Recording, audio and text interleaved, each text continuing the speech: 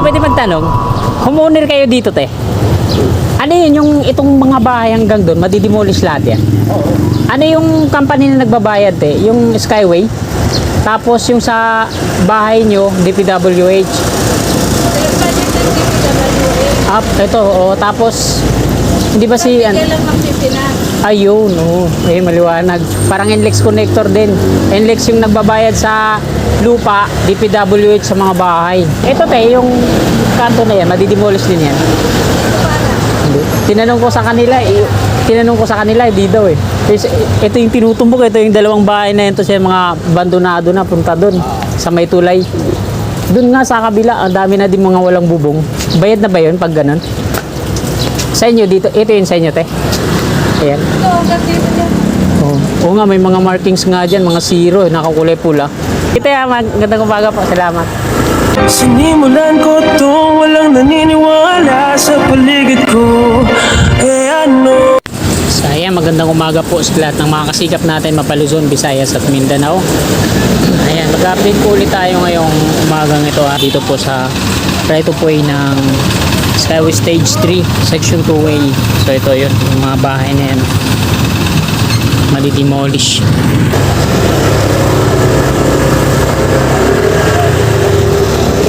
Ito yung nasa kanto sa kanan natin, mga kababayan. Hindi daw sila madidemolish, pero ito yung mga nandito, ayan o, may mga markings na ano, pula. Hindi daw sila nakikipag-usap sa mismong ano, Skyway. Mayayari naman sila sa Widening, mas mumura yung kuha sa lupa at bahay nila pag ganun. So sinaati daw bayad na. Habang hindi pa daw ginigiba yung sa kanila, pansamantala muna sila doon titira. Wala pa siguro silang malipatan.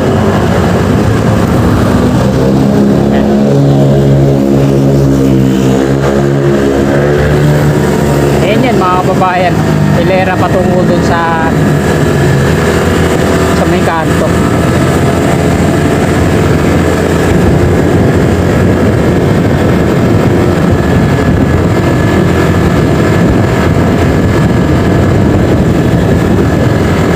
Ganyan sa baba. So dito naman titingnan natin ulit sa may mga pier columns ng Skyway.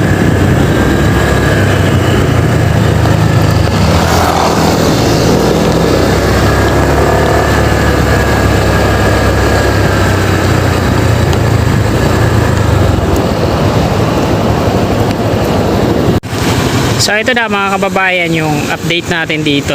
Section 2A ng Skyway Stage 3. Andito sila ngayon nagre-rebar para dyan sa coping beam. Ito yung unang deck. Tapos pag nakongkreto na yan yung unang deck, tsaka naman nila susunod gawing konkreto yung magkabilang columns. Tapos tsaka naman ulit sila gagawa ng platform para na dito sa taas. Double decker po kasi yan eh. Kasi itong mga ibang pier dito, no, kanya-kanyang pier head to, no. At diyan po ikukunik yan, no. Southbound sa taas, northbound dito sa baba.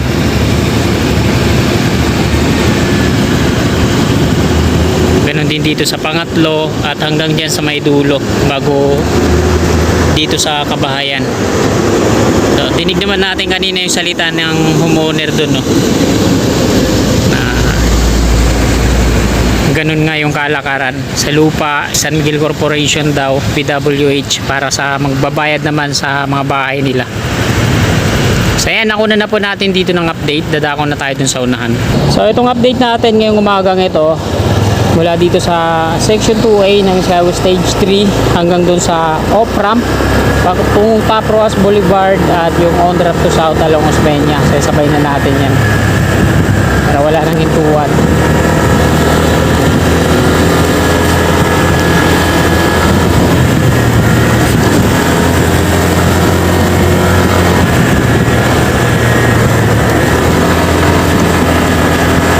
Kabila natin dredging activity na ginagawa nila. Sino kaya yun? Parang si Sir Hans yun, mga bisikleta.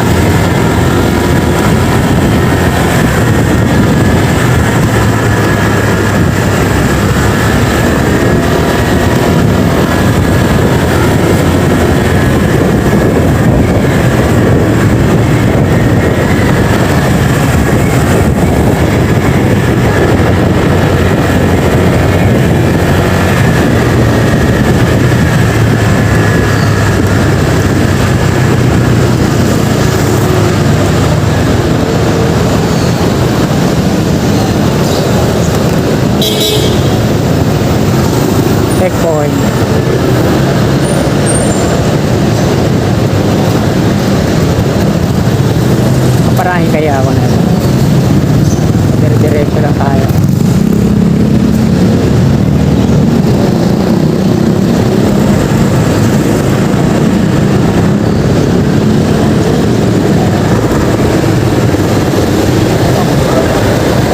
So, hindi tayo pinara mga kababayan. Pinapara lang nila yung may mga angkas.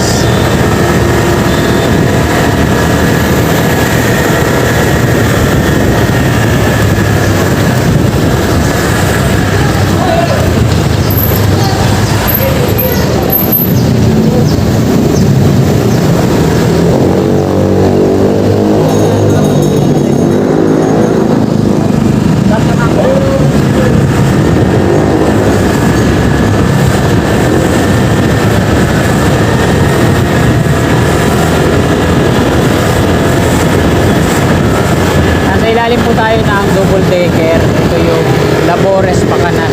Dito nanggagaling yung mga papasahirong jeep patungong Pedro Hill. Ito yung mga lumang jeepney.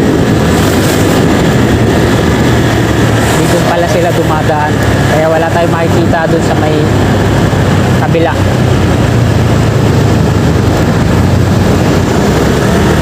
Ayokong lumiko dyan, mataas dito ako. Baka masira yung ilalim ng makina ko.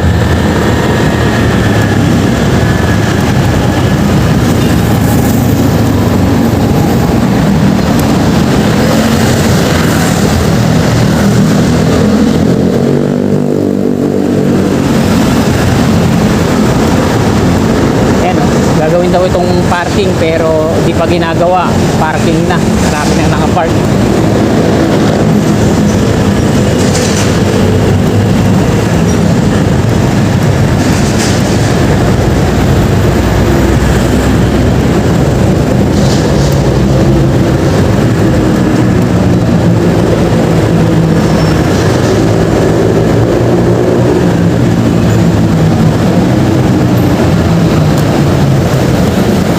Nandito na po tayo sa Quirino Avenue, southbound.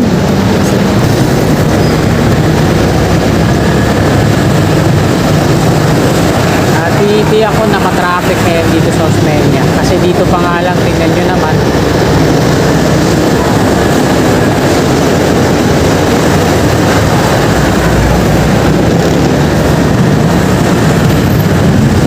Sabay-sabay pala itong mga ano.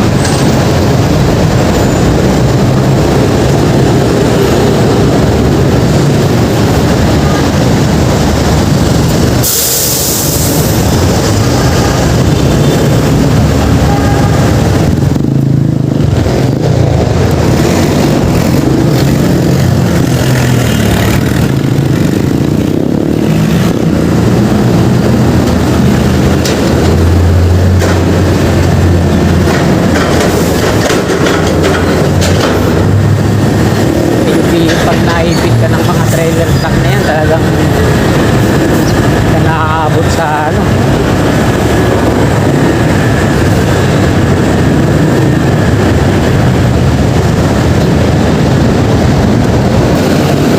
At interchange.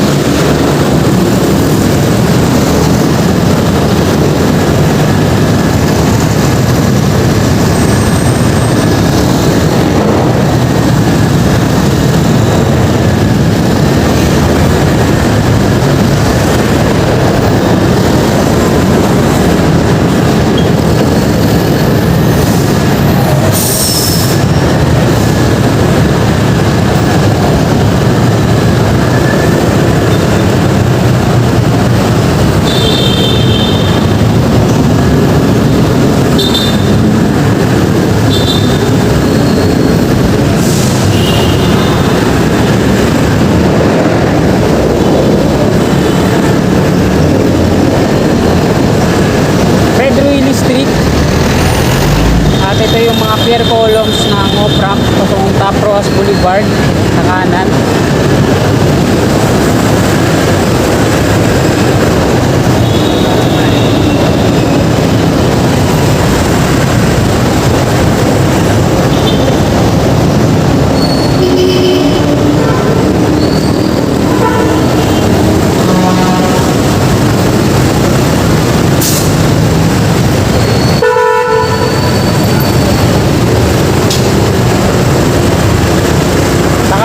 medyo matraffic pa rin kasi ginagawa yung pavement.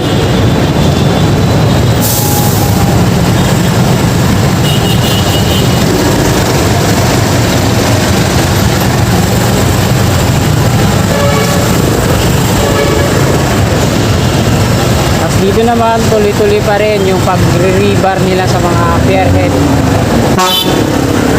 Dito lang pala sa part na to, no? Traffic. Salubungan pa sila. So, konkreto na. Ganun din dito, malinis na. Ayan yung off-ramp mga kababayan.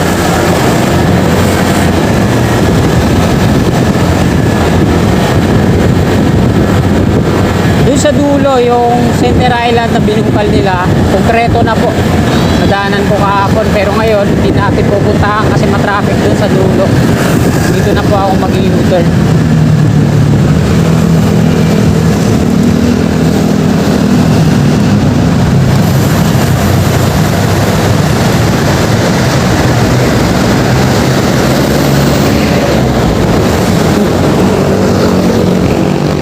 Nakalaguna po tayo.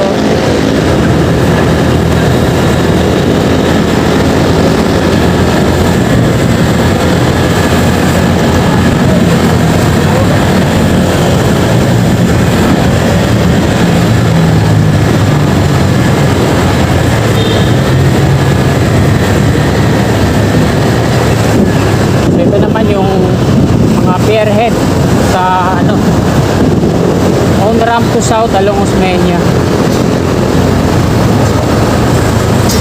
Yan, dinidismantle na nila yung mga GI pipe. Dito, tingnan nyo naman, kompleto na yung mga steel girder na naka-install sa taas.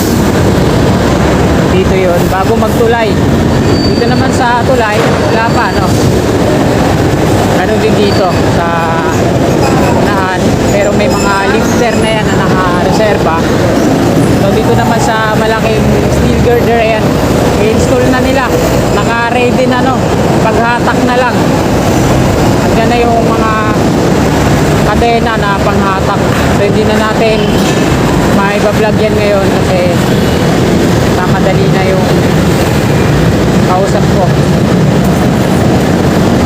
May pipikapin pa daw akong mga documents for counter. Osmeña Highway na po tayo at ito na yung asfalto dito. So dito tayo mag-end kung saan yung dulo na itong pag-asfalto nila. San Andres.